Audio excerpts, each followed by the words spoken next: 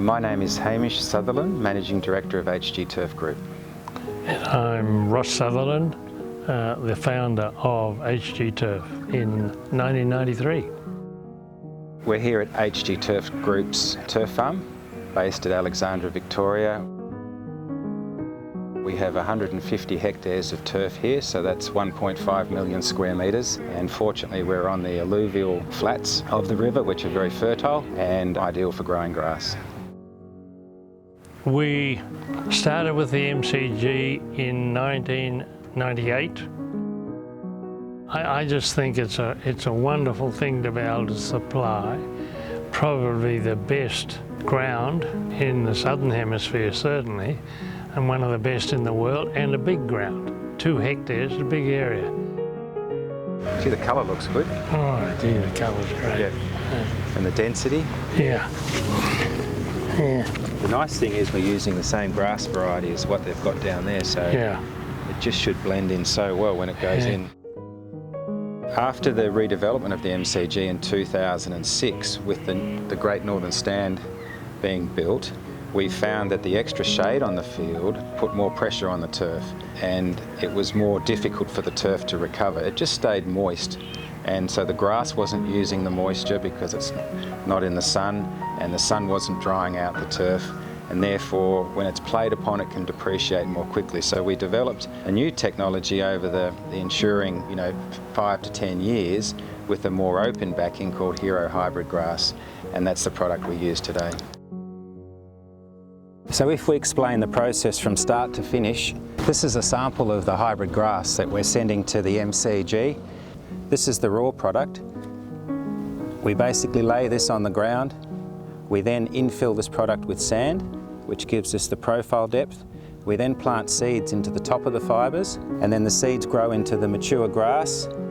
The fibres are protecting the mature grass, but they're only 5%. So when you look at the surface and the player plays on the surface, he's not seeing the fibres, or she's not seeing the fibres, and importantly, once it's laid, it's ready for play.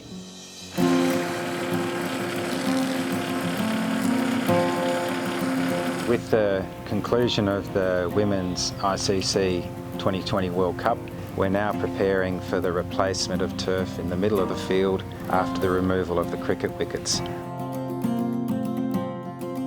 It's very important the turf's treated in such a way that it can be harvested, transported and laid without stress, and so we adjust the fertilising, we adjust the irrigation, and we certainly mow it to the consistency that the MCG expects.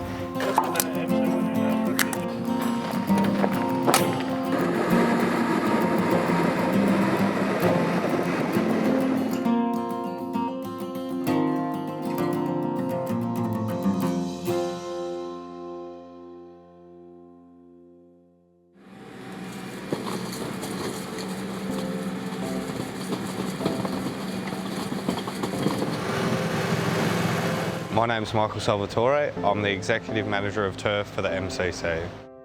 We had 7 wickets in the ground this year.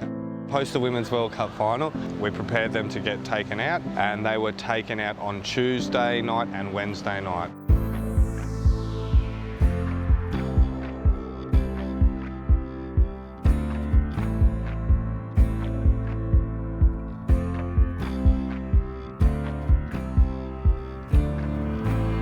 Once the wickets were taken out, we've got a big hole in the middle of the ground, so we have to get that level ready for the turf to be laid. And we achieve this by basically trucking in a lot of sand, compacting it, and then laser leveling it off, so once the turf gets laid, it's a perfect finish that marries in with the rest of the ground. The turf arrived around midday on Friday.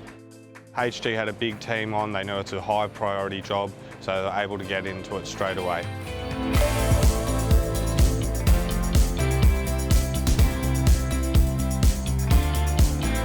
The fact that it's a square shape, it's not a finicky shape like you might have post a concert. Once they get going, they're able to do it quite quickly.